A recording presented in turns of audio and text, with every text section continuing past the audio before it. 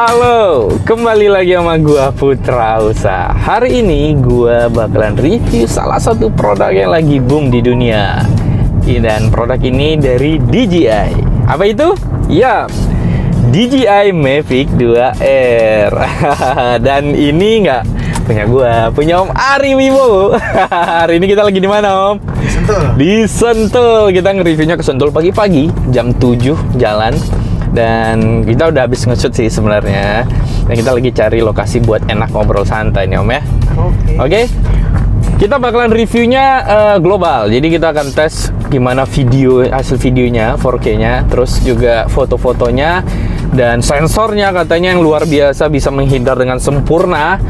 Kita akan tes juga, lalu kita tes nanti ada track 3.0 Om ya. Jadi mana dia track. Ini keren banget aktif tracknya, di mana dia bisa ngelocknya, di mana pokoknya nanti gue bahas lah, jangan sekarang ya kan.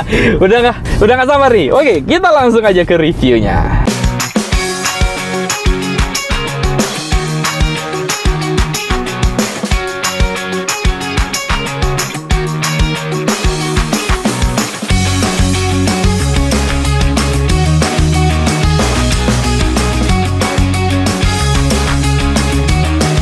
Oke, kita langsung bahas tentang spesifikasi dari Mavic 2R ini. Dan kita sekarang nyasar sebenarnya ada di Bu Petra Cibubur. Karena tadi kita sebenarnya udah shoot di Sentul.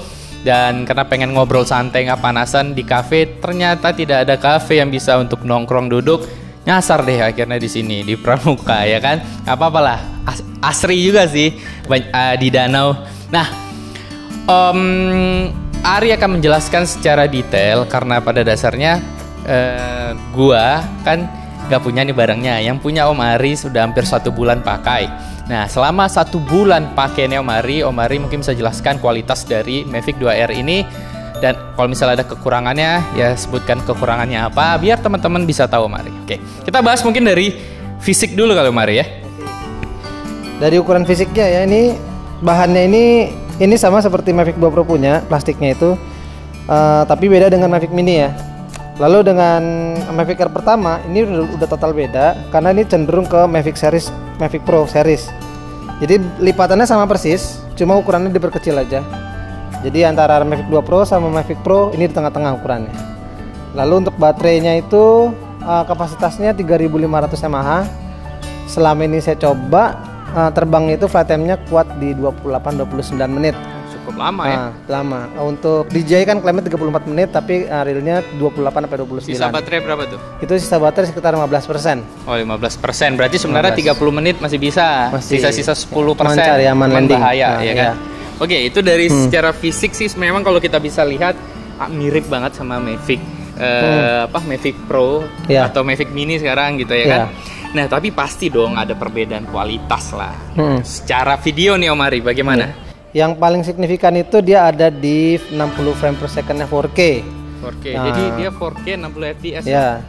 Lalu di mode HDR-nya HDR-nya itu baru ada di sini, mode HDR video. Jadi dynamic range-nya itu kita bisa dapat detail baik atas maupun bawah.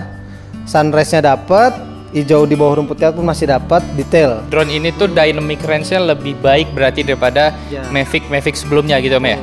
Nah, kalian bisa lihat sih hasilnya, ini hasil shoot Om Ari ya, dimana sunrise-nya terlihat lebih dynamic range-nya lebih baik gitu. Terus apa lagi Om Ari? Untuk kekurangannya sendiri, dia memang aperturnya masih fix di 2,8. Jadi kalau Mavic 2 Pro kan udah bisa custom diatur, ini masih fix 28. Paling kita bisa kalian pakai ND filter nanti ya. Foto, kualitas fotonya bagaimana? Untuk fotonya sendiri dia ini yang pertama di 48 megapiksel. Jadi kalau pernah ada yang bilang Mavic Zoom duluan yang 48, enggak, Mavic Zoom itu 12 megapiksel, hanya aja 48 megapiksel itu adalah pano. Jadi gabungan antara beberapa foto. Kalau ini memang satu kali shootnya dia bisa 48. Jadi bisa dicetak besar dong ya? Yep. Dan untuk hyperlapse-nya kalau kita pakai di mode 48 megapiksel, hyperlapse-nya itu bisa di 8K. Oh ya, betul. Ini dia memang diunggulkan banget, dimana dia katanya bisa 8K. Ya, hyperlapse-nya aja, hyperlapse-nya. Hyperlapse ya. Tapi ya.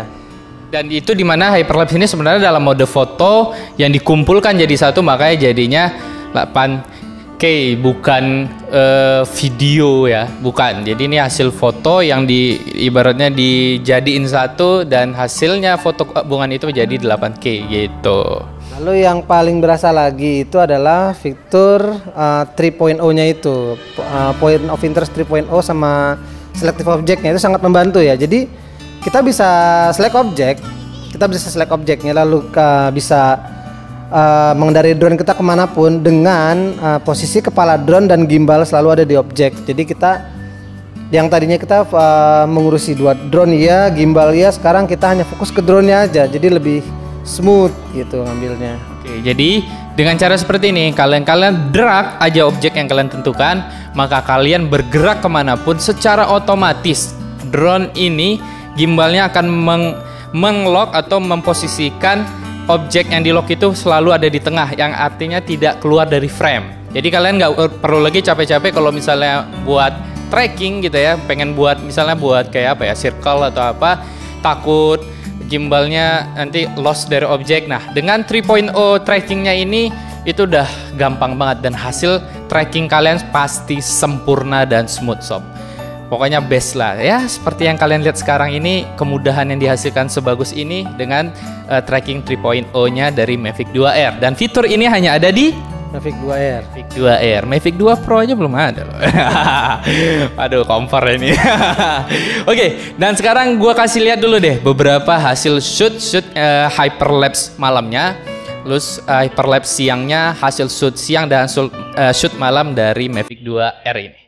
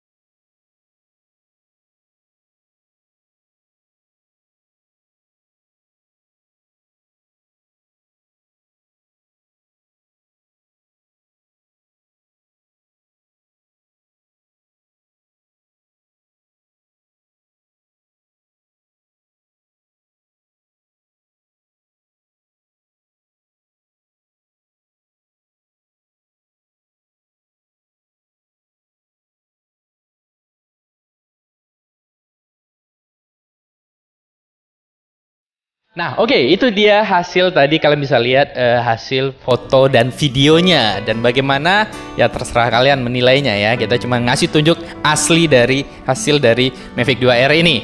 Nah, ada lagi nggak sih Om tambahannya, kelebihannya ini? Oh ya, di sini dia bisa slow motion di 240 fps dengan resolusi Full HD-nya Om. Hah? Ya. 240? 240. Drone loh ini? Iya. Gila. Smooth. Bukan 120? 120 dan 240, dia ada 2 pilihan. Sakti bro, drone. Kayaknya perdana kayaknya ya? Iya, Gila, karena di Full HD loh, 240 dan 120 ini luar biasa. Dan hasil uji cobanya bagaimana? Smooth banget sih. Untuk objek itu kalian kalau misalkan untuk action gitu, kalian slow moin gerakan sport itu good banget ya. Yes, 240 itu sudah luar biasa sih ya, gitu ya kan. Udah cukup ya untuk apalagi di drone gitu loh, udah dahsyat banget kata gue Om. Ya, kalian bisa lihat hasilnya selama kita ngoceh tadi ya kan.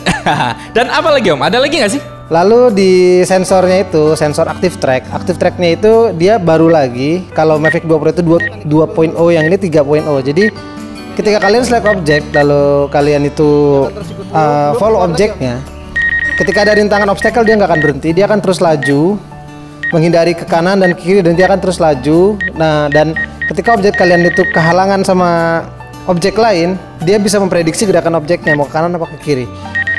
Jadi lebih gak gampang kehilangan objek lah untuk di tracking shotnya. Ya, karena kalau di Mavic 2 Pro setahu gua kalau misalnya ada halangan objek dia berhenti Om ya? Berhenti. Dia berhenti kan? Memang sudah ada APS-nya juga, tapi karena APS-nya itu mungkin ini penyempurnaan dari Mavic 2 Pro, jadi walaupun dia ngelaju dia tetap ada jeda berhentinya ketika objek. Iya, dia yang ini hindar. Untuk ketahanan anginnya yang selama ini sebulan saya pakai, saya udah coba di gedung-gedung ketinggian Jakarta sore hari segala macem, aman. Dan apa ya namanya? Saya jarang dapat report high wind velocity itu biasanya terjadi kan kalau drone itu goyang parah. Ini saya jarang dapat report kayak begitu cautionnya. Padahal kecil ya? Kecil ya.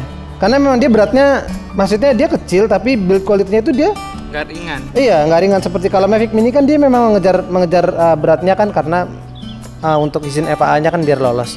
Kalau ini kan karena dia ya nggak seperti Mavic Mini jadinya lebih berat lah. Oh ya. Beratnya 570 gram.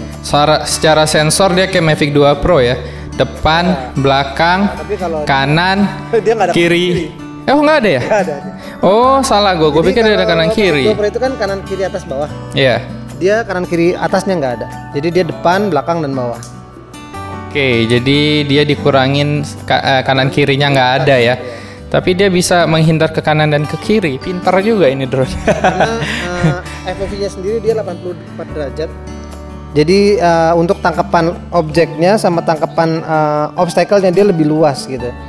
Jadi kesimpulannya secara keseluruhan hampir 1 bulan pakai, bagaimana dengan drone ini? Worth it apa tidak? Atau ada kekurangannya atau gimana? Worth it banget sih buat gue sih, worth it banget. Karena dengan harga segitu, ketika kita mengingat Mavic 1 Pro keluar itu kan lebih mahal ya lebih mahal. Lalu dengan DJI mengeluarkan harga segitu dengan fitur segini, ini paling worth it sih sekarang saat ini ya, menurut saya ya. Kalau untuk compare-comparean ke Mavic 2 Pro memang bukan buat di-compare karena yang satu itu kan high end ya ibaratnya kan. Ini kelas menengahnya lah, tapi dengan fitur yang nggak kalah gitu loh. Oke, worth it lah. Ketemu kekurangannya nggak sama pakai? Selama ini kekurangan yang saya alami apa ya? Ya itu sih aperturnya sih. Aperturnya karena masih fix dia di 2,8 jadi kita nggak bisa naik turunin. Itu aja. Itu. Oke, jadi segitu aja nih kita ngebahas, bukan segitu aja sih sebenarnya, udah hampir semua secara global lah kita bahas nih, udah mulai dari hasil video, hasil foto, fitur-fiturnya, kurang lebihnya, ketahanan anginnya, ya kan. Dan berikutnya sih kita serahkan sama teman-teman aja. Di sini kita cuma ngebantu nge-review dan apakah ini worth it buat kalian beli apa tidak, terserah kalian. Oke, jadi segitu aja mungkin review dari kita dan semoga ini bermanfaat dan sampai ketemu lagi di review dan tutorial atau vlog gua lainnya.